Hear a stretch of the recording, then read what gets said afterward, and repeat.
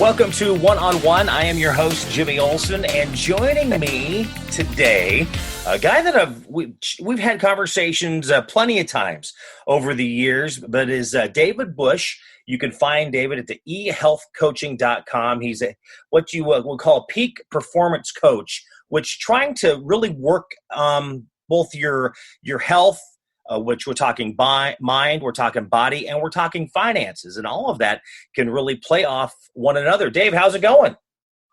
Fantastic, Jimmy. Thanks again for having me. This is fun to reconnect and excited to share some more ideas and tips and tactics to help people to navigate their way to a healthier life. Well, what have you been doing over the past couple months with the whole kind of shelter in place or, social distancing? How have you been keeping yourself busy? Yeah, personally, my work life hasn't changed because we were working at home before it became mainstream. We were doing a home-based office, and, a lot of technology is keeping me in front of people on the phone and on the internet using Zoom technology and so many different resources. But, a lot of our work, working with people and coaching them to better health and well-being, a lot of emotional coaching, just coaching people through the financial loss and the insecurity and the stress. And, people use food and drinks as medication, and, understanding, that it's a complete experience when you are trying to get healthier. You can't just get healthier and change what you eat in a vacuum. There has to be a whole body experience. I mean, you have to get into it, body, mind, and soul to really make it stick. And so it's been challenging. It's been fun to be able to see more people stepping in to prioritize their health, because I think that, in some respects, people have been scared to health, and some people are scared to death. Some people are scared to health. And there's some people moving forward and getting healthier and making decisions about, getting active, or they just feel the absolute need because there is such an important time for us to take health into our hands and say, you know what, we don't want to go into the hospitals. We don't want to go into the clinics, because those are places where, sick people are. So it's been interesting. It's been fun to be able to embrace the challenge, but I can't tell you that it's all been, a bed of roses either. We've had some thorns along the way, and just trying to navigate the journey ourselves without having a gym to go to, and with having a stay-at-home order and people looking at you weird if you're out there and walking on the street.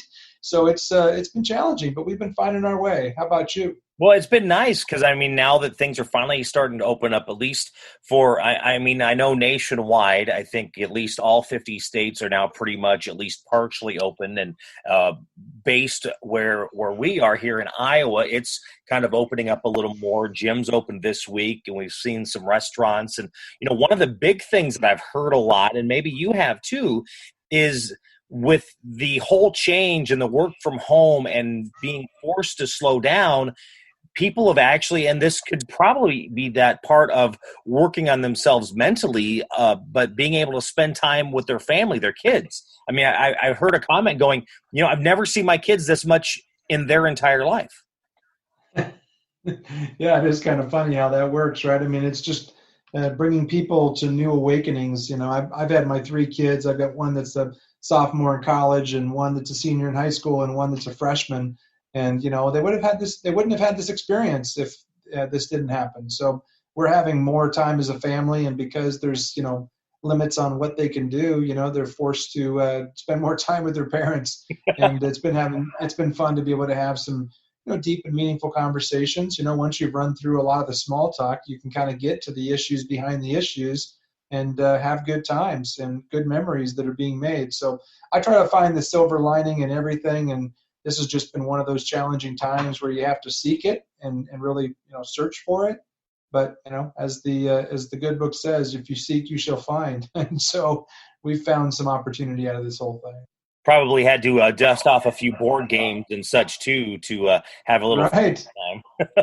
Yeah, we've been experiencing all different types of, old reruns of movies that are on Netflix, or, we've probably got The Office memorized now. So it's now some fun times of just quoting movie lines and things that we got a chance to experience together. But those experiences never would have happened had this not taken place. So it's an opportunity disguised as the difficulty in our eyes. Absolutely. And I mean, and as you mentioned about whole looking for that silver lining. And again, it's finding that opportunity. And I know those are things that you and I have talked about before, Dave, is looking and finding that. Again, I am talking with Dave Bush. He is a peak performance coach. You can find him at ehealthcoaching.com. You're listening to One on One. I'm your host, Jimmy Olson. And, again, kind of like looking about what we're going to be dealing with here in the future, which it's going to be something, it's going to be different no matter how you look at it. But I did notice something today, and I'm sure you've got something to add to this, but they were talking about to try and we need to know what is happening. We need to know what is going on around us, but it was saying to try and hold off, and this is how they said it, the COVID negativity. Yeah, the COVID negativity, I think, is just really a stem from, the significant amount of negativity that's brought through the media. And, that's something that people have to become aware of because, I heard a phrase, I can't remember who the author was, but it says, what we think about dictates our appetite. And if we're constantly being barraged by negativity and, scare tactics by the media, we do have to get, information, but it's choosing how we process that information. And, I've been working and listening to a lot of different speakers and how to battle this negativity. I think that one of the best commentators that I saw was this Dr. Daniel Amen. I think that's how you pronounce his last name. He's done lots of different PBS specials. I think that he's done, quite a few of them. And he talks about a very simple concept that I think was very applicable in my understanding of how to deal with negativity is that, first, he calls it the RAID principle, RAID. And he talks about that there's already a significant number of automatic negative thoughts, which our acronym is the word ANTS. We have a lot of these automatic negative thoughts already. And when we fuel them with more negative or dramatic information like the news or the media or internet or social media and what people are thinking and what people are scared by, we can fuel that engine. And he said it's normal to have automatic negative thoughts, but when you are constantly barraging your brain with negativity, you have to basically exterminate that negativity, or it can actually get to a place that's very dangerous for people. And a lot of depression and other types of other types of symptoms can start dwelling in a person's mind and body, and it can actually affect your overall health. So he talked about this RAID principle, just like RAID exterminates ants in the actual sense. The product RAID is basically a way of exterminating something. So if you think about the acronym RAID, the first thing he says is to recognize that you're having a negative thought and recognize that negative information is entering your space, and just being more, mindful and aware that there are different ways of thinking, and where you may be receiving your information may be one way, it may be more negative, and just recognizing that you are having a negative thought or that you're feeling a negative energy from a person or a media source that you're plugging into. And then acknowledging what it is that you're thinking about that's negative and actually writing it down. And he talks about writing it out, Jimmy, so that it actually becomes something visual where you can actually restate it and you could acknowledge it by basically saying, this is the statement I'm thinking. And then you could run it through a few questions like, is this true? And if it's not verifiably true, if it's just somebody's opinion, like a media source or a friend or a person on social media, then you don't give it a whole lot of merit until you validate it. And if you acknowledge it and validate it, then you can end up putting more energy towards it. But if it's not verifiably true, if it's an opinion or a belief or a concept that people have about the situation, you don't go down that path. And then if you begin to start asking the question, does this thought serve me? Does this information serve me? And if it's not information that actually serves a greater purpose in your life, you can delete it, or you can, dispel it and get it to the place where it's not in your subconscious mind all the time. And then the next thing is to actually understand, is there another way of thinking of this situation? Because, oftentimes we've talked about it, is that, a person's perspective dictates their path. And one person's perspective may be negative on a situation like COVID being in a stay-at-home order. Another person's perspective may be that there's maybe opportunities inside of that. So you could have a negative thought, but you could have a positive perspective on the negative light. And you could be seeking out the opportunity rather than being focused on the consequences of the negative situation. And then once you've had a chance to acknowledge it, then you initiate a response to it. And he actually talks about responding and initiating responses that are verbal, and you talk back to your negativity with a positive perspective. And then the final D is for you decide to take action. You actually decide to do something to get your body out of the negativity, and you start moving towards a positive action, whether that's to balance the information with positive information that may be coming from a different source, or if you're feeling discouraged, you just do a gratitude check, and you could just celebrate the fact that you're alive. So recognize, acknowledge in writing, verify that it's true, initiate a response, and then decide to take action. Those are the things that really served me with all of this negativity that was going on.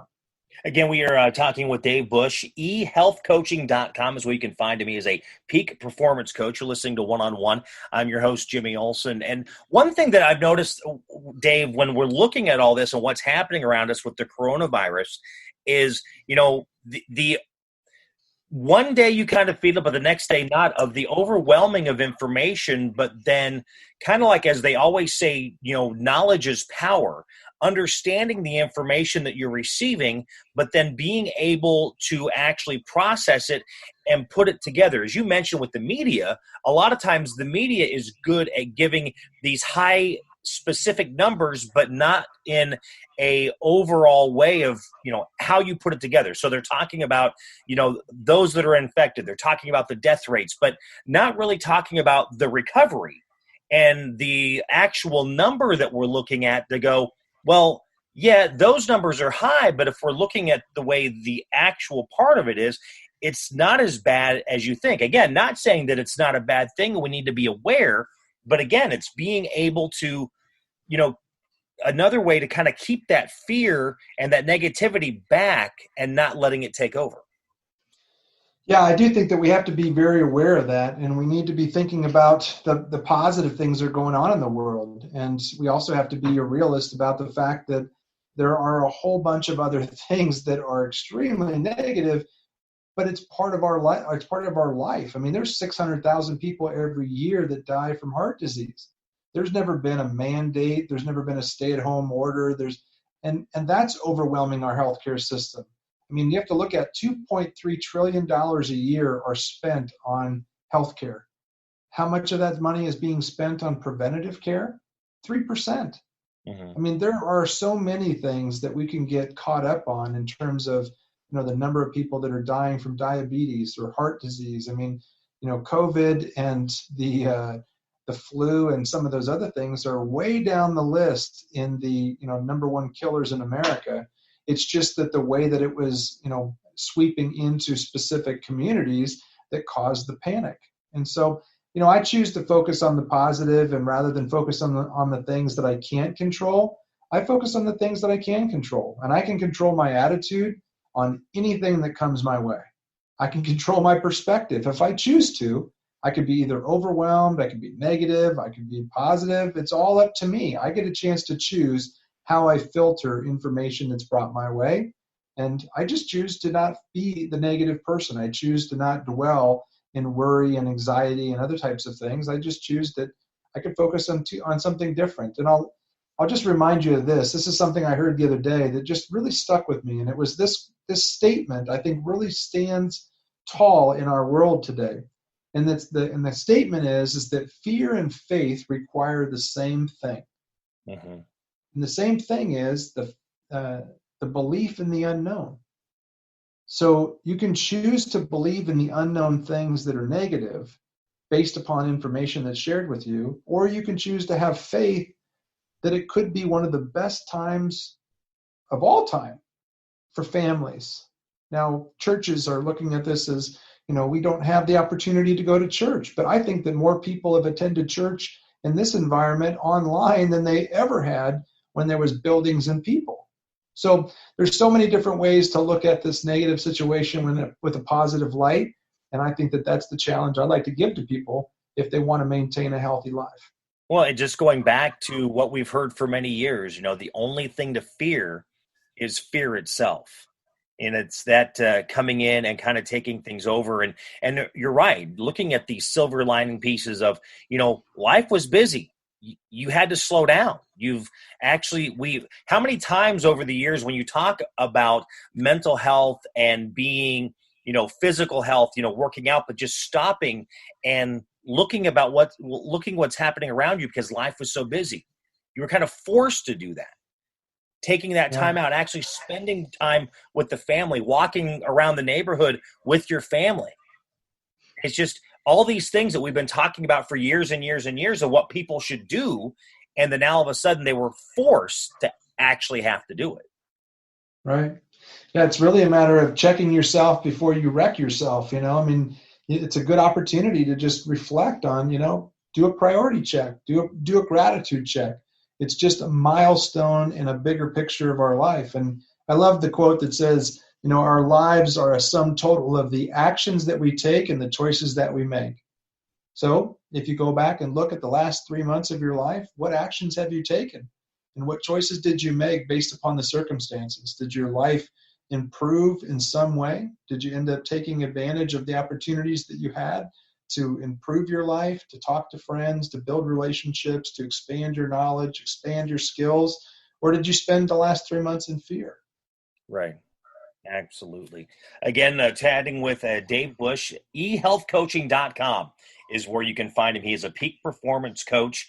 And you're listening to One-on-One. I am your host, Jimmy Olson. Dave, thank you so much for your time, and looking forward to kind of getting things up and going again and just having these different conversations to help people, keep moving forward, because that's the thing of having that balanced, healthy life, mentally, physically, financially, or the other way when you talk about, body, mind, and soul, really making sure that you're being that better person today than what you were yesterday. Keep inspiring people, Jimmy. You're doing great work, my friend. All right, Dave. Thank you very much. Again, you've been listening to Dave Bush. Find him at ehealthcoaching.com, and you can find out all the details to how he can help you out as well. You've been listening to One-on-One. I'm your host, Jimmy Olson.